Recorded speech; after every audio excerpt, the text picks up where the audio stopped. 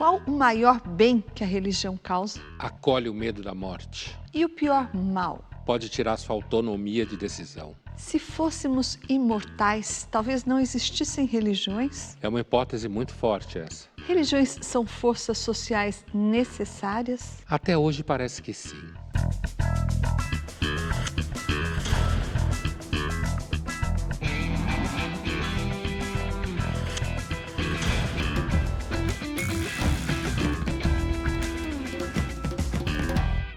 Estamos iniciando mais uma edição do Linhas Cruzadas, hoje para falar sobre as religiões. Será que elas fazem bem ou mal às pessoas? Esse tema foi sugerido pela nossa espectadora Sônia Cavalcante. Oi, Pondé. Oi, Thaís. Pondé, nós fomos às ruas perguntar para as pessoas se elas acham que a religião faz mais mal ou mais bem. Vamos ver o que elas responderam. A religião faz muito bem. Acho que se não fosse a religião, o mundo estaria bem pior. Porque a gente tem que saber, né, da onde veio, para onde vai, e a religião acho que dá esse conforto para todo mundo. Eu acredito que a espiritualidade ela faz muita diferença na vida das pessoas, porque eu acho que ela faz com que elas promovam o autoconhecimento, consigam ver a realidade além do concreto, uma transcendência que realmente busca mais uma integração do seu próprio ser. Eu acho que sem religião, sem a fé, fica difícil. Já está difícil se não tiver fé em Deus, então tem que ter uma fé. A religião, eu acho que é primordial, porque sem fé a gente não consegue nada. Tem que acreditar em Deus e ter fé. E assim segue a vida. Eu acredito que a religião ela faça bem sim às pessoas, porque nós precisamos ter algo para acreditar, para se apoiar. E hoje em dia, do jeito que está a sociedade, o mundo, a violência, então a gente precisa acreditar sim em um ser, acreditar realmente em algo para que nós possamos se apoiar e realmente ter amor no coração, né? Para mim, religião não tem o poder de fazer o bem ou fazer o mal. Eu acho que tudo vai depender da ação da pessoa com base naquela crença. Então não importa se você é católico, protestante, se você é da religião do hinduísmo, enfim. Eu acredito muito que a religião ela faz bem para a pessoa, porque eu acredito muito em Jesus Cristo, um Deus superior, que é o alicerce e a base para uma família. E quando você participa de uma religião séria, é ali que você aprende de tudo. A amar e a respeitar o próximo e amar e a respeitar a Deus. Religião é boa, mas já foi muito melhor. A partir do momento que eles começaram a misturar religião com política, aí já não é mais a mesma coisa, estão polarizando tudo. Muito bem, cabe quase um aleluia, né? Um Não amém. teve um que disse que religião faz mal? Não, acho que não teve nenhum. 100%. Essa última entrevistada fala que quando mistura com política é ruim, né? É claro que eu entendo o que ela quer dizer, mas se você olhar ao longo da história, a religião sempre esteve metida com política, com poder, com Estado, seja isso qual fosse, com o rei, com a polis grega, os impérios persas. Quer dizer, essa ideia de que a religião nunca esteve metida com poder ou com política é uma opinião tipicamente de senso comum, que é historicamente infundada. Agora, é claro que provavelmente ela tem em mente uma ideia que vem com o cristianismo originalmente: dai a César o que é de César, meu reino não é desse mundo. Quer dizer, que o cristianismo, na sua origem, se colocaria como uma religião que não teria relação com o poder, né? Pelo contrário, que inclusive sofre com o poder. E é muito provável também que ela esteja se referindo às últicas brigas de família decorrentes sim. da última eleição. Polarização, ela usa a expressão, né? Então, de repente, dentro do mundo evangélico, evangélicos para cá, evangélicos para lá. Agora, interessante também a menina mais jovem entrevistada, né, que destoa. Porque o grosso da fala das pessoas, você percebe que são pessoas que estão falando a partir de uma experiência de sofrimento, certo? São pessoas com mais idade, não necessariamente idosas, mas com mais idade, e que têm consciência de uma coisa que e que em filosofia da religião é muito sabido, que é o seguinte: metafisicamente falando, quer dizer, talvez não tenha nenhum sentido no universo, talvez o universo não tenha se criado por ninguém, e nós não estamos aqui por razão nenhuma, só porque um homem transou com uma mulher e gozou nela, e gerou bebês e tal. Mas isso normalmente é psicologicamente insuportável, certo? A ideia metafísica do opaco, do acaso absoluto, eu até posso acompanhá-la do ponto de vista do raciocínio, mas normalmente, do ponto de vista existencial, ela é muito difícil. Por quê? Porque a gente sofre, como eu dizia no começo do programa. A gente adoece, as pessoas que a gente ama adoecem, a gente perde um monte de coisa. E aí a fala da menina mais jovem é interessante, porque ela fala que a religião não faz bem nem mal, e sim as pessoas que fazem isso. É uma fala tipicamente de uma aula que você ouviu numa aula de filosofia, ou numa aula de sociologia, ou numa aula de psicologia, né? Que carrega nos tons de que as pessoas é que tomam essas decisões, que vão para cá ou para lá. Quando, na verdade, quando você vive um pouco, né, Thaís, você descobre que você não tem tanta autonomia para tomar nenhuma grande decisão. Quando você é mais jovem, normalmente você se ilude com relação a essa ideia de autonomia. Bom, Dé, mas quando você fala desse sofrimento, desse desamparo, isso é um sentimento universal, não é? Mas a gente tem diferenças entre países, por exemplo. Aqui, na nossa pequena enquete, deu quase 100% de a religião faz bem. Mas a Ipsos, o Instituto de Pesquisas Mundial, fez uma pesquisa com 26 países que deu o seguinte... 26 países, a pergunta era, você acredita em Deus ou não acredita? Quem está no topo dessa lista? O Brasil. O Brasil é dos países do mundo que mais acredita em Deus. Graças a Deus. Ele empata com a África do Sul e com a Colômbia, no topo.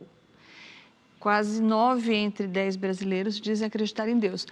Se esse sentimento de desamparo e essa busca da religião a partir do sofrimento é uma questão universal, por que o Brasil, nesse sentido, se coloca acima dos outros países em termos de fé? Olha, primeiro, não tem nenhuma explicação que explique tudo na sua totalidade. Você tem questões históricas, o tipo de colonização. O Brasil foi colonizado no momento de contra-reforma, colonizado e criado, de certa forma, o Brasil que a gente conhece. No momento de contra-reforma, catolicismo ibérico, né? Não é à toa que está falando de Brasil e Colômbia, né? Por outro lado, eu não acho nem um pouco estranho que os brasileiros acreditem muito em Deus, porque, coitado de nós, a gente não tem muita coisa para acreditar, porque a política é um lixo no país, totalmente um lixo, né? E agora, uma outra coisa que, seguindo na batida da pesquisa que você citou, há muito tempo se sabe, em termos de sociologia da religião, que países em que você tem uma melhor condição de vida cotidiana, menos violência urbana, você tem melhor serviço médico, baixa população. Não há nada que faça a qualidade de vida aumentar do que menos gente. Exatamente. O Japão, por exemplo, é um dos países que menos acredita em Deus, segundo essa pesquisa da Ipsos. Bom, não é um país que tem pouca gente, mas é um país que tem uma alta qualidade de vida, que tem pouca miséria. Então, que tem condições materiais de vida. E condições materiais de vida. Na realidade, um dos países também que tem baixa crença são países da Escandinávia, né? Dinamarca, Holanda. Suécia, Holanda, Noruega. E tem um filósofo contemporâneo chamado Charles Taylor, que ele tem uma das obras definitivas sobre mundo secular, que é esse mundo em que a religião não é necessariamente ateísmo, mas a religião sai do foco do espaço público. Ela deixa de fazer parte da máquina do Estado enquanto tal. Sociedade laica, Estado laico, sociedade secular, né, como a gente fala. E ele diz, comentando essas diferenças, de que quanto mais você tem acesso a soluções técnico-científicas em larga escala, e quanto mais você tem um Estado funcional que consegue cobrir praticamente a totalidade da população, mais você tem o que ele chama de condições de possibilidade do ateísmo. De um ateísmo orgânico, como se fala, que você vai se afastando das práticas religiosas e você não fica pensando o tempo inteiro que é Deus que faz isso, ou os deuses, ou os orixás, no caso aqui do Brasil, né? Que remete a uma dimensão metafísica, mágica, que isso é provavelmente uma experiência humana pré-histórica. E provavelmente, pelo fato de ser pré-histórica, ela é tão forte. Isso faz com que a gente não consiga explicar, por exemplo, de forma tão fácil, países como os Estados Unidos, que é tão poderoso e tão rico, e inclusive em ambientes onde a qualidade de vida é muito alta, onde há muita gente religiosa. Inclusive o chamado Bible Belt, por exemplo. Mas é muito mais desigual do que os nórdicos, por exemplo. Sim, mas ali onde essas pessoas vivem, não. Certo? Você tem uma qualidade de vida bastante segura. Na totalidade do país, não. Mas, inclusive, se você for para as costas, né? Costa Leste e costa da Califórnia, costa Oeste, onde você poderá ter uma diminuição de adesão a práticas religiosas, aí você tem um universo mais secular, né? Onde, na realidade, as pessoas aderem a modas. Isso me lembra uma fala, provavelmente você já ouviu, é muito conhecida, daquele escritor Chesterton, o inglês do começo do século XX. Ele não disse exatamente assim, mas é assim que ficou imortalizado. Não há nenhum problema com o ateísmo. O problema é que normalmente você começa a acreditar em qualquer bobagem. História, política, ciência. E eu gosto de acrescentar em você mesmo. Linhas Cruzadas volta já já e no próximo bloco nós vamos falar sobre os males que a religião pode causar.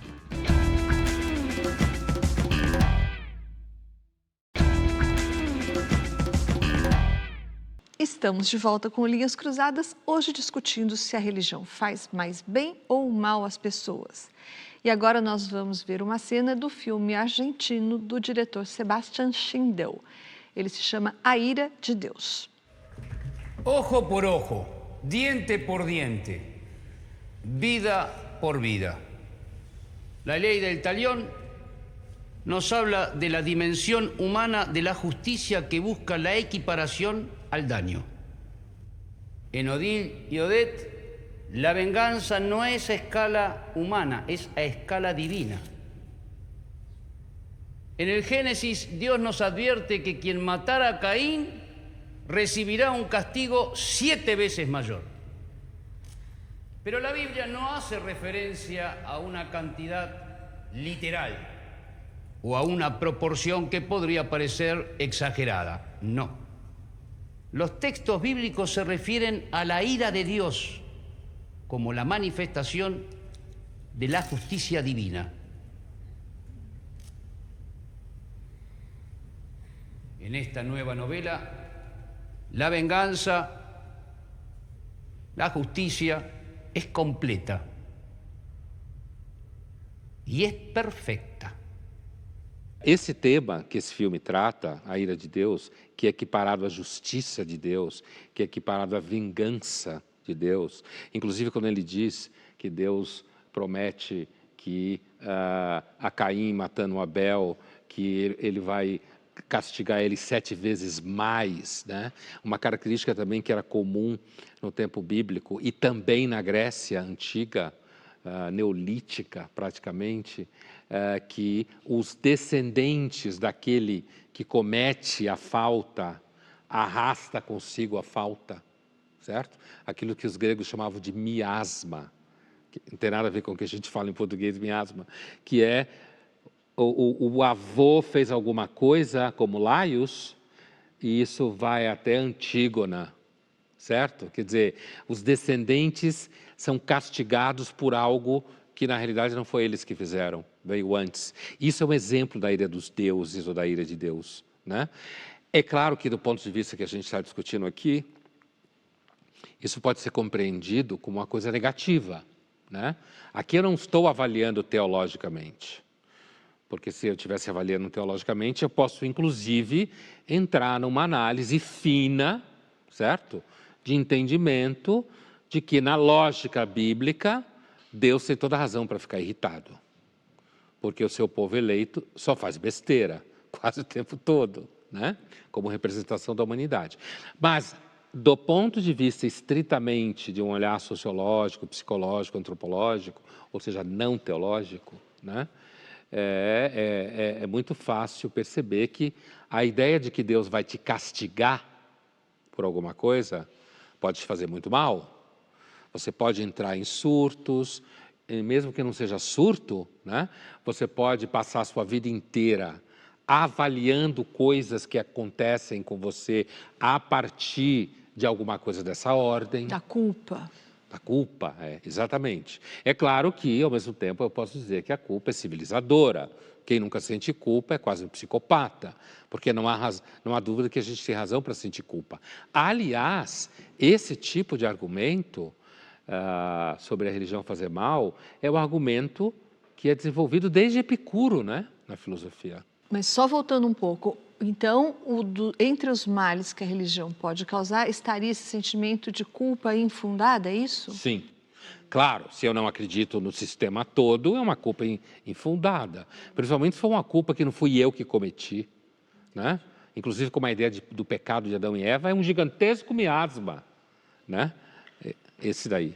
Então, você tinha falado de Epicuro, e os filósofos, de forma geral, eles não olham com muito bons olhos a religiosidade. Então, para Epicuro, por exemplo, ela tinha um vínculo com o medo, né? As pessoas eram religiosas Sim. porque tinham medo dos deuses. Aí, outro filósofo, Marx dizia que os crentes eram seres manipulados, né? Politicamente manipulados. Sim. E daí, por exemplo, você lembrou outro dia de... bom, Freud não é um filósofo, mas também tinha críticas e associava a religiosidade à fragilidade humana, né? Às fraquezas humanas. Então, muito bem. Então, muitos filósofos associam as crenças, a religiosidade a fragilidades, fraquezas humanas. Mas o que é que eles dizem sobre os males, os prejuízos que a religiosidade pode causar? Então, começando pelo Freud, o Freud fala que a religião é um processo psíquico regressivo, né? Que você imita o processo de crianças que, ao ter medo do mundo, imagina que seus pais o protegem, né? E aí os adultos acreditam em seres imaginários que estariam no lugar desses pais.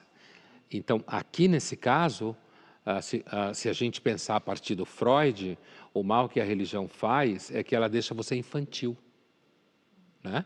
Que você tem uma relação com a realidade que é uma relação infantil, porque está permeada pela crença em seres imaginários, ou um ser imaginário, que pode proteger você daquilo que te acontece, né? E se a gente seguir a mesma rota, no caso do Marx, que você falou, um dos males que o Marx via na religião, além da manipulação política enquanto tal, porque a relação entre política e religião, por exemplo, Spinoza já fala isso no século XVII, com relação ao judaísmo do templo, né?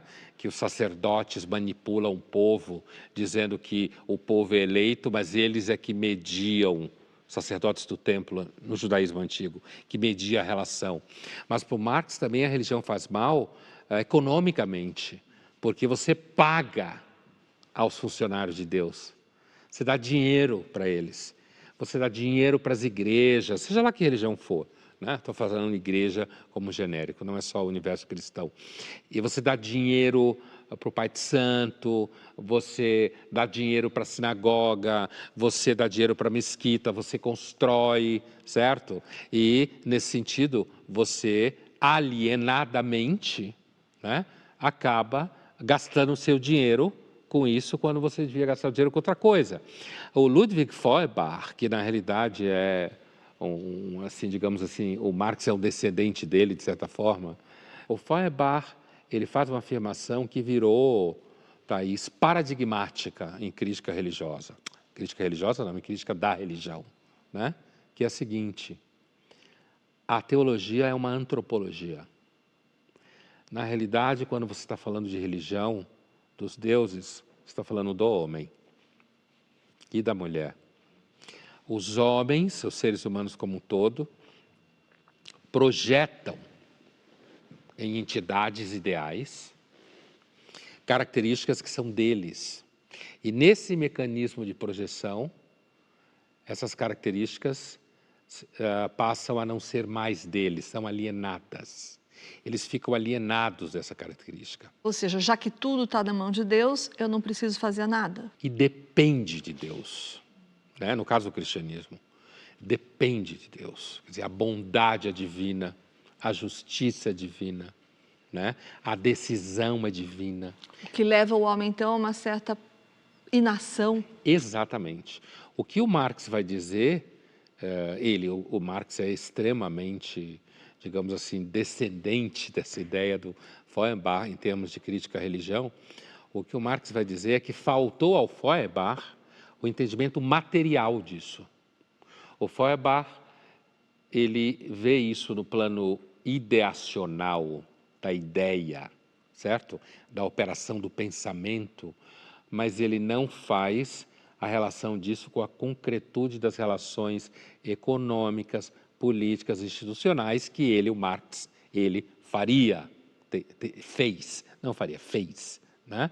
E nesse sentido, o Feuerbach, ele é um grande, o Feuerbach na realidade, ele é claro, Epicuro de certa forma, mas aí é muito longe, Spinoza não há provas de que ele fosse ateu enquanto tal, mas o Feuerbach, ele é o fundador do que se chama humanismo ateu. Pondé, chegou uma pergunta para você. O Pedro Simões te pergunta o seguinte: há uma espécie de self-service de religiões? Hoje em dia, sim. Não dá para dizer que isso antes fosse assim, né?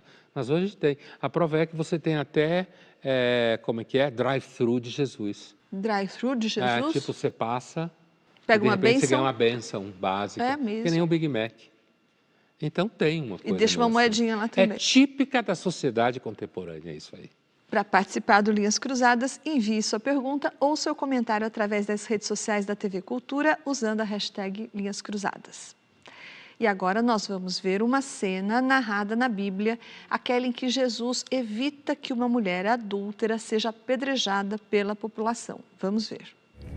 The law commands us to stone such a woman.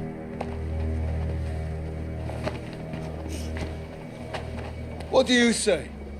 It's a trap.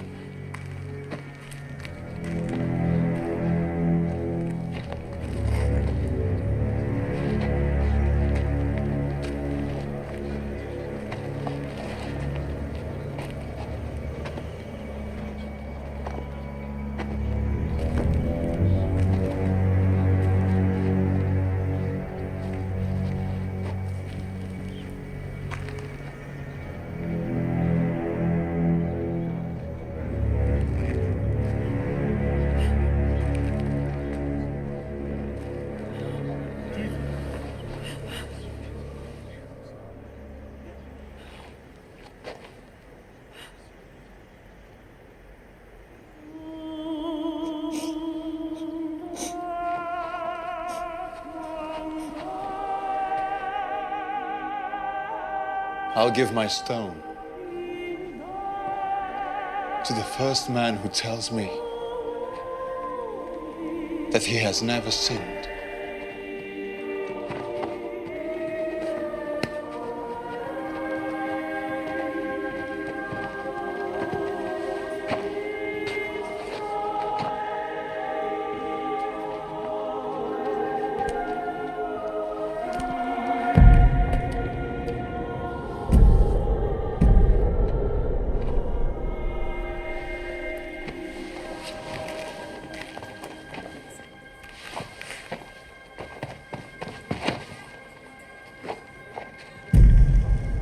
Essa é uma cena paradigmática mesmo, né? Inclusive do ensinamento do próprio Cristo, né?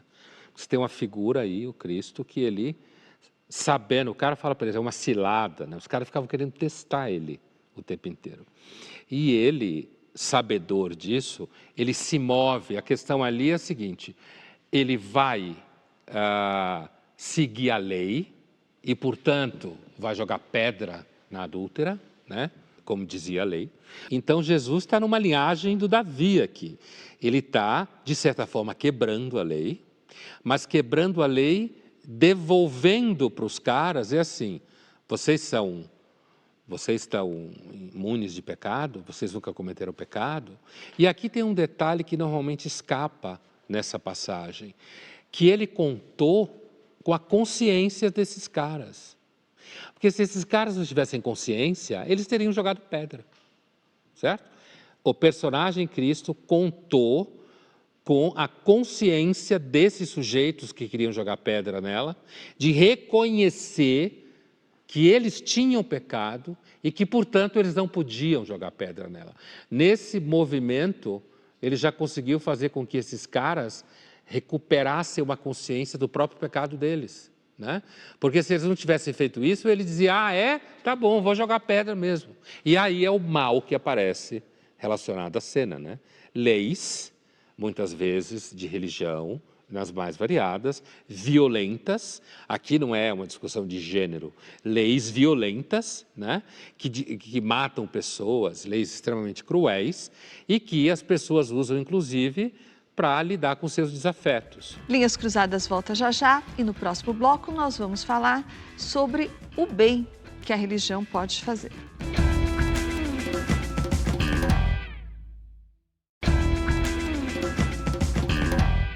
Estamos de volta com Linhas Cruzadas, hoje falando sobre o impacto das religiões sobre as pessoas. E agora a gente vai ver uma reportagem que mostra como essas religiões impactam a vida das pessoas para o bem e para o mal.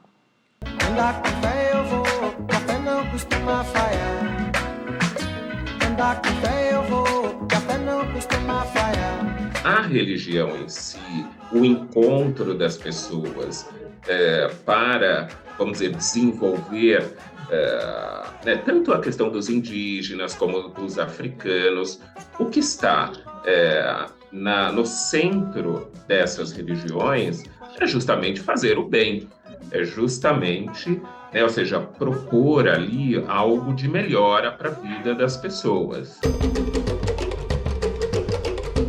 Por exemplo, a questão indígena, ou seja, das tradições, das plantas, desses rituais, das danças, nas próprias religiões de matizes africanas, os encontros, eles não trazem algo de negativo para as pessoas.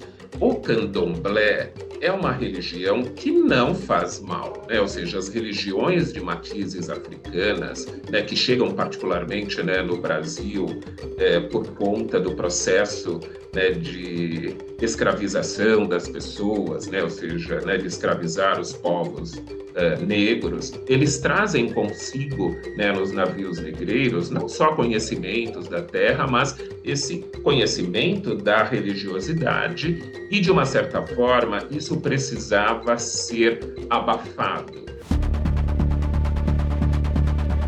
Quando você impõe algo a alguém, a ideia é justamente de manter o controle daquela situação, o controle das pessoas, o controle da sociedade, muitas vezes ligado às questões econômicas e financeiras.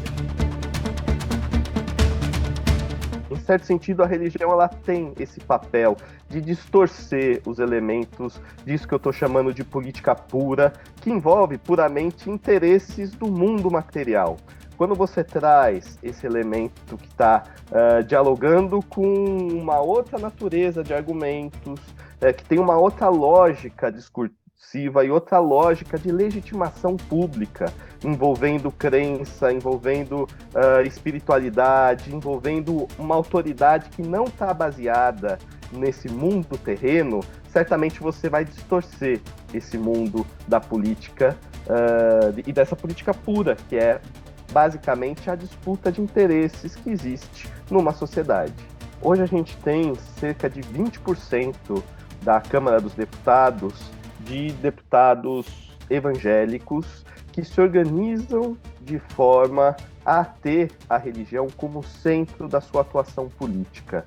Isso, se a gente fosse considerar um partido, seria o maior partido da Câmara dos deputados. Como o apóstolo Paulo escreveu em sua segunda epístola a Timóteo, toda a escritura é inspirada por Deus e útil para instruir, para refutar, para corrigir, para educar em justiça, a fim de que o homem de Deus seja perfeito, qualificado para toda boa obra.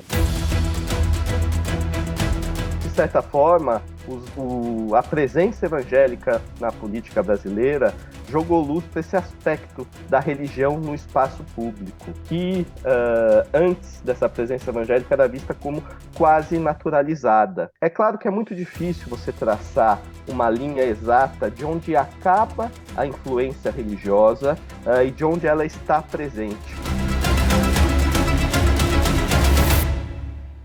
A reportagem aqui ela é extremamente didática, né? Porque você tem, primeiramente, uma fala de um psicólogo, né?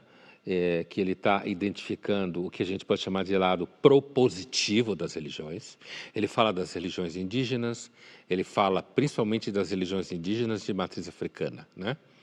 O que significa já uma escolha de rota para dar exemplos, né? E nesse processo, inclusive, se afastar de muitos preconceitos que se tem com relação ao candomblé, por exemplo, né? A escolha que ele faz é claramente uma escolha de você toma a decisão de pontuar aquilo que há de positivo, organiza a vida, dá sentido para ela, dá sentido para a sua identidade, como no caso hoje das religiões indígenas ou de matriz africana, né? Inclusive pensando de que são povos que vieram da África e foram escravizados aqui e que, portanto, a religião funcionava como uma espécie de resto identitário, né, para esses povos. E tudo isso é positivo. Agora, é evidente que, do ponto de vista estrito da antropologia empírica, eu posso encontrar elementos, no caso de religiões praticadas entre povos originários, de canibalismo, que se eu não for um relativista radical, que ninguém é, só quando está brincando, né? Eu posso dizer que não é tão bom assim, né? Como eu posso falar, algumas pessoas podem achar que sacrifícios animais no candomblé também não é tão bom assim para os animais, certo? Mas ele faz uma opção de pontuar aquilo que há de positivo. E é uma decisão, digamos assim, de leitura, de narrativa, né? Já a segunda parte também é muito interessante, porque o entrevistado usa uma expressão interessante, que é política pura, que ele chama, que é aquele território onde entram em conflito os interesses puramente materiais da sociedade, né? E que quando você pega e traz a religião para dentro disso, você como que mistura semânticas, diria o filósofo, mistura linguagens, mistura significados, né? E que, do ponto de vista dele, não devem estar misturados. Porque se eu entendo que o que está em jogo são interesses entre seres humanos, e grupos, empresas, lobbies e tal, eu estou me movimentando no nível onde não há divindades. É nós aqui. Mas se você traz para dentro da discussão aquela cena lá, aliás, aquela lei é idiota, né? A lei de não poder mexer na Bíblia é de uma estupidez atroz, em todos os sentidos. Mas quando você vê uma cena como aquela, o sujeito está trazendo a Bíblia para dentro do Congresso, né? O que o nosso entrevistado está dizendo que não deve ser. Eu entendo o que ele diz. Agora, do ponto de vista prático, histórico, a religião sempre esteve misturada com política. E, falando-se hoje em dia, a linguagem religiosa, ela é, em termos de voto, extremamente potente num país como o Brasil. E se a democracia depende de quem ganha a competição por votos, para ter a soberania e mandar, como que essas pessoas não vão usar a linguagem da religião, entende? Já que grande parte da população é religiosa. Afora o fato, Thaís, que ele não está levando em conta, e eu também necessariamente não estou levando em conta, de que talvez essas pessoas acreditem mesmo no que elas estão fazendo. Entende? Elas acham que precisam salvar o país, que isso tem a ver com Deus, o que do meu ponto de vista pessoal parece um absurdo. Lá no começo do programa, quando eu te perguntei qual que seria o maior bem que a religião poderia nos trazer, você falou algo como amenizar o medo da morte. Esse seria o maior bem. Se esse é o maior bem que a religião nos traz, te pergunto, se nós não fôssemos mortais, será que nós não seríamos também religiosos? Então, Thaís, essa é uma hipótese muito forte de filosofia da religião, né? Muito forte. É claro que se a gente fosse imortal, não só talvez não tivesse religião, como talvez não tivesse uma porrada de coisas que a gente tem hoje, né? Não haveria, por exemplo, a discussão sobre caráter indissolúvel do casamento, né? As relações afetivas provavelmente seriam vistas em outra chave. O modo, a decisão sobre reprodução humana teria que ser pensado assim como quem pensa em recursos minerais, certo? Porque se você saísse reproduzindo gente imortal por aí, imagina o que ia acontecer com o planeta, né? Já teria estourado muito antes da Greta Thunberg falar eu quero que você entre em pânico, certo? Então, seria completamente outra história. E entre essas outras histórias, é muito possível que, não morrendo, a gente, então, não precisasse fabricar todas esse universo para nos proteger, porque a morte não é só o evento da morte biológica enquanto tal. É tudo que vem antes, né? É adoecimento, é envelhecimento, perdas de entes queridos, são perdas em gerais que não necessariamente é a morte biológica, né? Que você sofre, por exemplo, ser tornado escravo, é uma perda, é uma espécie de morte, né? É uma coisa extremamente violenta. Então, é possível que não existisse, apesar de que o famoso argumento do Epicuro, né? É um argumento que investe na mortalidade, né? Investe na ideia que é o seguinte, olha, não tenha medo, porque morreu, acabou.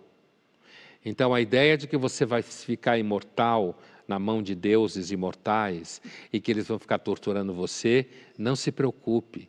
Porque se eu quando estou, você a morte morrer, não está, se a morte está, eu não estou. Quando você morrer, acabou. Não é que você vai ficar olhando um grande nada. Não há você, não há consciência, não há sofrimento. Simplesmente é como se você nunca tivesse existido para você mesmo. Mas é um argumento que normalmente não ganha muitos seguidores, né? Ele não ganha muitos seguidores. Vamos agora para o nosso jogo rápido. Pondé, para o atendimento de problemas terrenos, digamos assim, qual a religião hoje que mais entrega?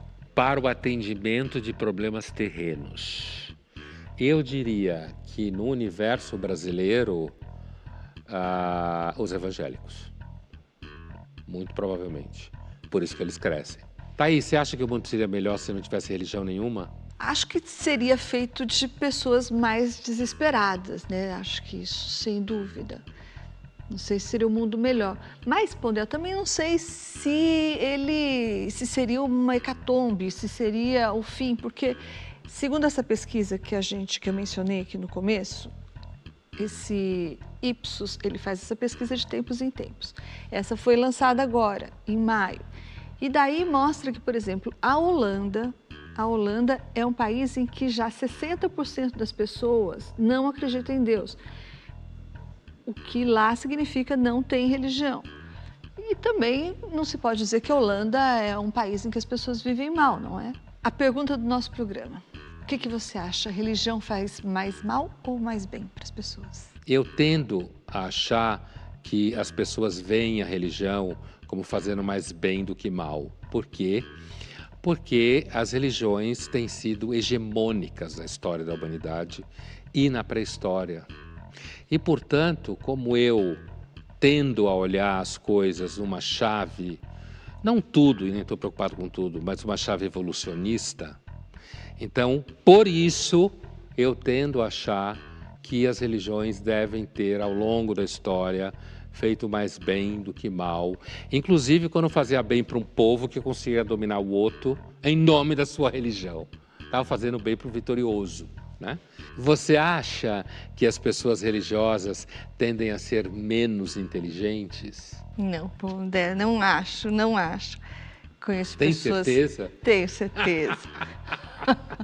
Conheço pessoas inteligentes que acreditam e pessoas não inteligentes que não acreditam e pessoas inteligentes que acreditam ou não acreditam. Mas eu acho também uma coisa, você fala em aderência, tem esse grau, né, de religiosidade. E daí isso eu acho que é um fato que pode ser observado. Pessoas que têm muita aderência, um alto grau de aderência ou uma visão fanática de religião, eu acho que elas tendem a ser menos inteligentes, sim, pelo fato de que elas tendem a ver tudo sob a lente da própria religião. Linhas Cruzadas volta já já e no próximo bloco nós vamos falar sobre o futuro das religiões.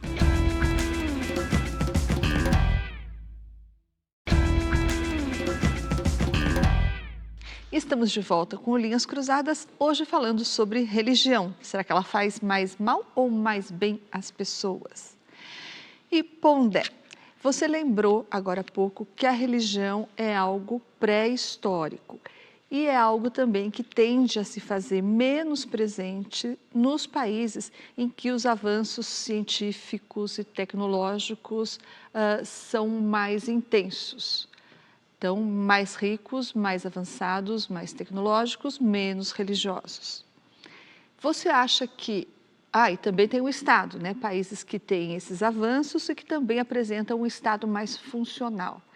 Você acha que se essa tendência, a perdurar essa tendência de avanços científicos, tecnológicos, Estados mais funcionais, os países tendem a deixar de ser religiosos? Ou seja, a religião pode acabar?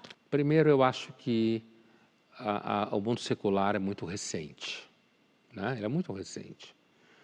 E toda vez que a gente compara alguma coisa que existe, eu vou fazer uma conta baixa, mas é maior que essa, 10 mil anos, com alguma coisa que existe há 200 anos, sei lá, a gente deve ser cuidadoso em não achar que aquilo que é muito recente seguramente vai vingar.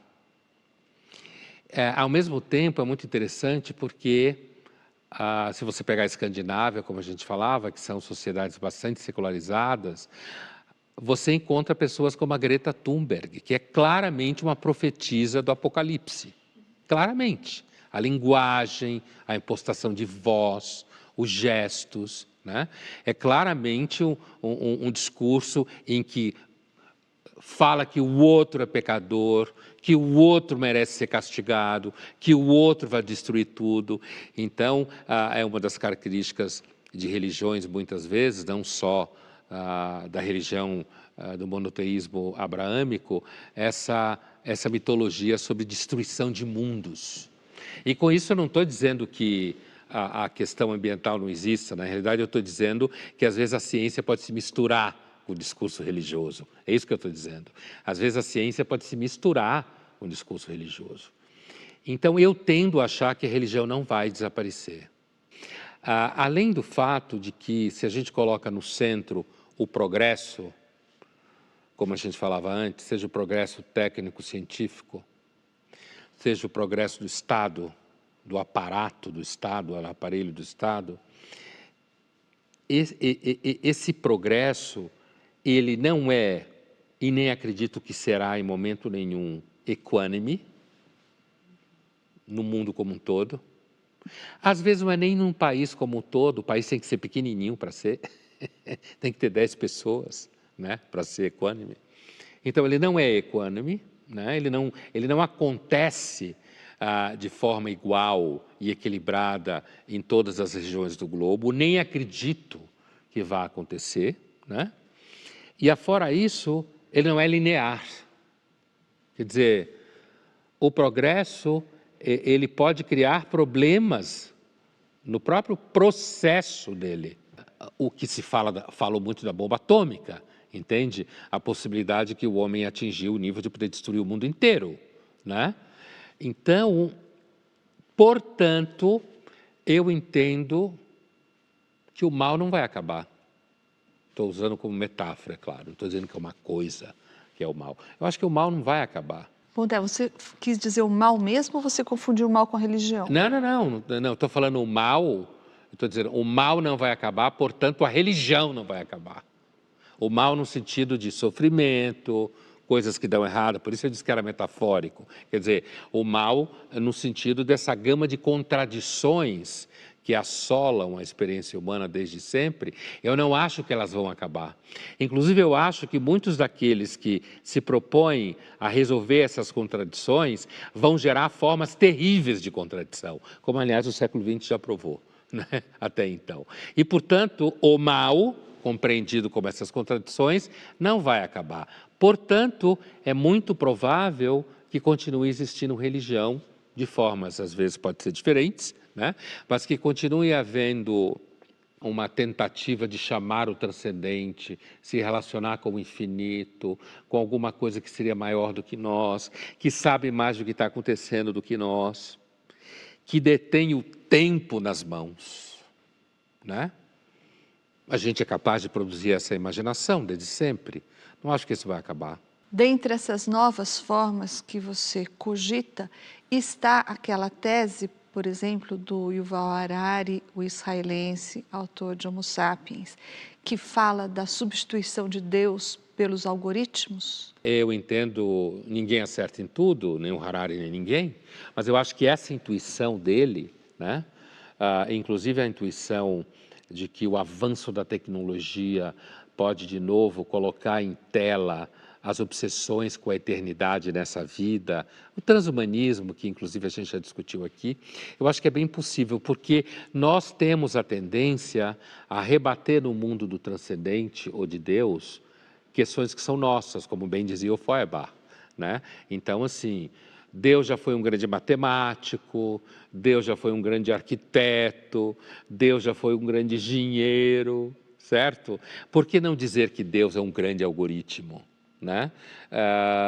E essas relações, na realidade, me parece a dimensão mais pobre da mente religiosa, mais pobre.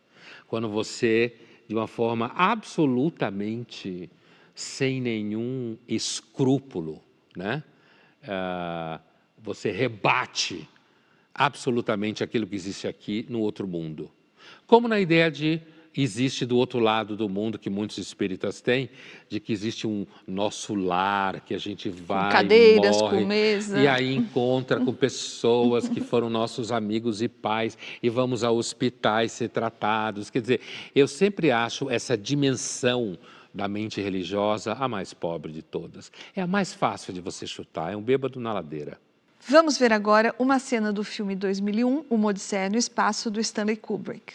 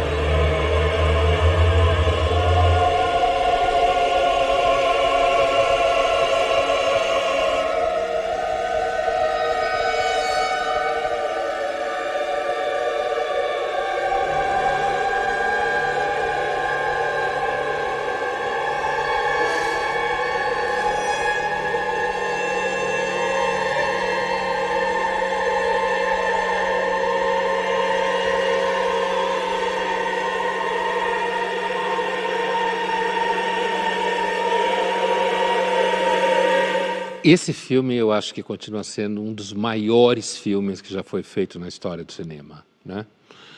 Seja na sonoplastia, uma música completamente religiosa, né? Seja no salto da pré-história para o futuro, que ele imaginava em 2001. A tecnologia caduca. O que não caduca são questões metafísicas. Esse tipo de questão, esse monolito nesse filme, ele inclusive vai aparecer adiante, já no futuro, né? E os astronautas estão ali, vão estudar o que é, e eu não sei se você lembra dessa cena, mas os astronautas batem uma espécie de selfie com o monolito. eles se aliam todos ao lado do monolito e vai alguém lá e bate uma foto, que é claro que não é um selfie, mas é como se fosse, né? E logo depois morrem, vem um som horroroso e eles começam a morrer porque o som invade a cabeça, não sei o quê. Então, e aqui, esse grupo de nossos ancestrais, né?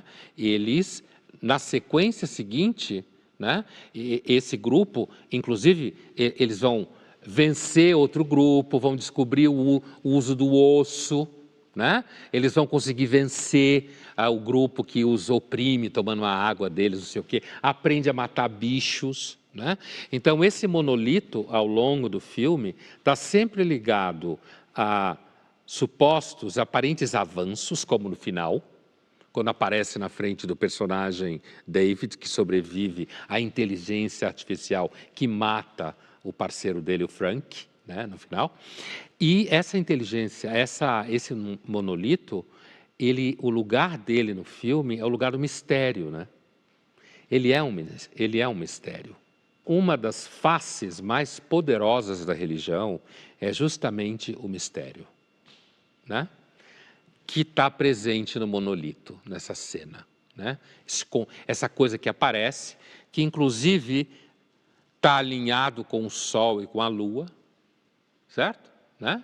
Quando ele é olhado de baixo, ele está alinhado com o Sol e a Lua, né? O que deixa qualquer pessoa que acredita na relação com os astros muito louca, né?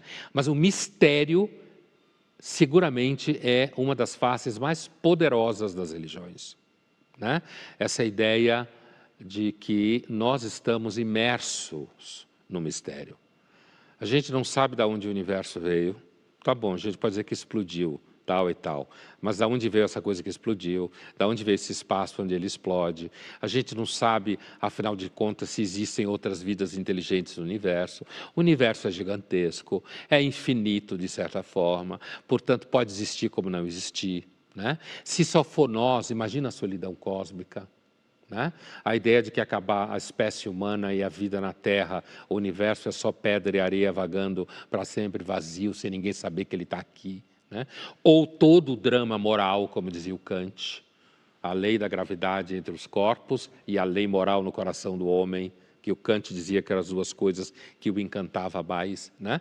Então, você me perguntou há pouco se eu acho que a religião vai acabar. Me parece que uma das razões que faz com que ela não acabe é justamente o mistério no qual a gente está envolvido. E a ciência, toda vez que vai e avança nessa fronteira, ela acaba encostando nesse mistério religioso. Linhas Cruzadas fica por aqui, mas na semana que vem a gente está de volta.